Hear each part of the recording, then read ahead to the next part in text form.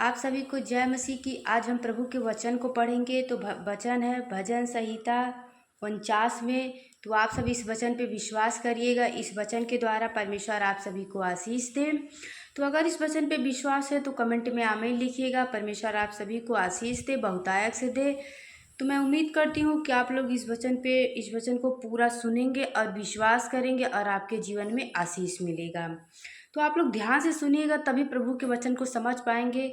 यहाँ परमेश्वर ने वचन में बताया है धन पर भरोसा रखने की मूर्खता। कुछ लोग होते हैं तो जो अपने धन पे भरोसा रखते हैं और वो मूर्ख होते हैं। तो यहाँ परमेश्वर ने धन पे रखने वाले की मूर्खता के बारे में यहाँ परमेश्वर ने समझाया है।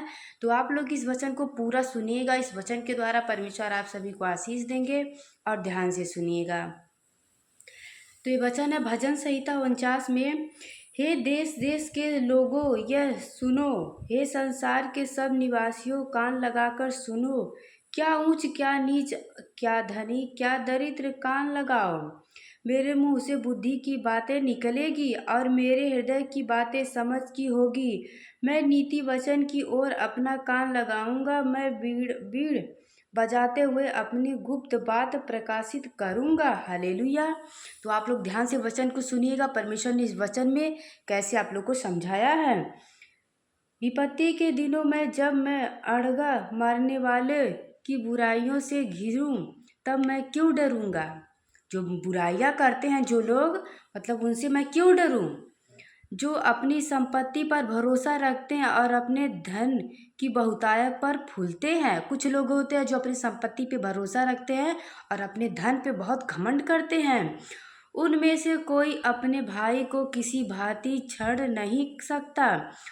नहीं सकता और ना परमेश्वर को उसके बदले प्रायश्चित में कुछ दे सकता है, क्योंकि उनके प्राण की छुड़ौती भारी है और अंत तक कभी ना चुक सकेंगे।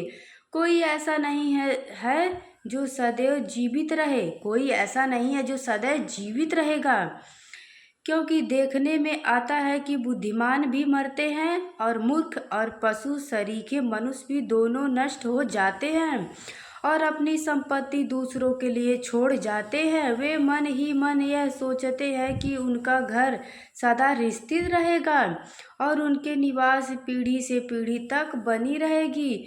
इसीलिए वह अपनी अपनी भूमि का नाम अपने अपने नाम पे रखते हैं। हालेलुया। परंतु मनुष्य प्रतिष्ठा पाकर भी स्थिर नहीं रह सकता। वह पशुओं के समान होते हैं जो मर मिटते हैं। हालेलुया। तो बिल्कुल सही है। तो धर्मी हो मतलब कोई भी हो, चाहे जानवर हो, चाहे इंसान हो, चाहे अमीर हो, चाहे गरीब हो, चाहे नीच हो, चाहे जो वो एक दिन सब मरेंगे, सब मर मिटेंगे, परंतु धन के लिए हमेशा लड़ते रहते हैं। तो मेरे भाई बहन, परमेश्वर के वचन को ध्यान से सुनिएगा और समझिएगा। प्रभु के वचन के द्वारा ही हमारे जीवन में आशीष मिलता है। हालेलुया। तो आप विश्वास करिए प्रभु के वचन पे। उन्हें यह चाल उनकी मूर्खता है, उनकी यह चाल उनकी यह मूर्खता है, तभी उनके बाद लोग उनकी बातों से प्रसन्न होते हैं। वे अधलोक की मानो भेड़ बकरियां ठहराए गए हैं। मृत उनका गठेरिया ठहरी है और भोर को सीधे लोग उन पर प्रभुता करते हैं। हालेलुया। और भोर को सीधे लोग उन पर प्रभुता करते हैं और उनका सुंदर रूप अधलोक का कौर हो जाएगा और उनका कोई आधार ना रहेगा। मतलब उनका कौर हो जाएगा, उनका कोई आधार नहीं रहेगा। जो अपनी संपत्ति पर भरोसा रखते हैं, अपनी संपत्ति पर घमंड करते हैं, उनका कोई भी आधार नहीं रहेगा स्वर्ग में। परंतु परमेश्वर मेरे प्राण को अधलोक के वश से छुड़ा लेगा। जो धर्मी लोग होते हैं, प्रभु पे विश्वास करते हैं, उनके लिए है। परंतु परमेश्वर मेरे प्राण को अधलोक के वश से छुड़ा लेगा, क्योंकि वही मुझे ग्रहण कर अपनाएगा। जब कोई धनी हो जाए और उसे घर का वैभव बढ़ जाए, तब तू भय ना खाना। जब कोई धनी हो जाए और उसके घर का वैभव बढ़ जाए, तब तू भय ना खाना, क्योंकि वह मर कर कुछ भी साथ ना ले जाएगा। बिल्कुल सही है। तो आप लोग प्रभु के वचन को ध्यान से सुनिए और समझिए, क्योंकि जब प्रभु के वचन को सुनेंगे, समझेंगे, जानेंगे, तभी आपके जीवन में आशीष मिलेगा। और प्रभु के वचन पे भरोसा करिए कि वह अपने साथ ले नहीं जाएगा। मरने के बाद ऐसा नहीं है कि अपने साथ ले सकते, नहीं ले सकता है।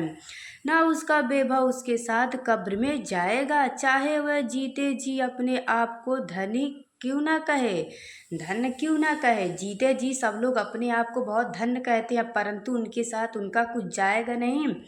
जब तू अपनी भलाई करता है तब वे लोग तेरी प्रशंसा करते हैं, तभी वह अपने पुरखाओं के समाज में मिलाए जाएंगे जो कभी उजियाला ना देखें। मनुष्य चाहे प्रतिष्ठा भी हो, परंतु यदि वे समझ नहीं रह समझ नहीं रखते तो वह पशुओं के समान है जो मर मिटते हैं। हालेलुया।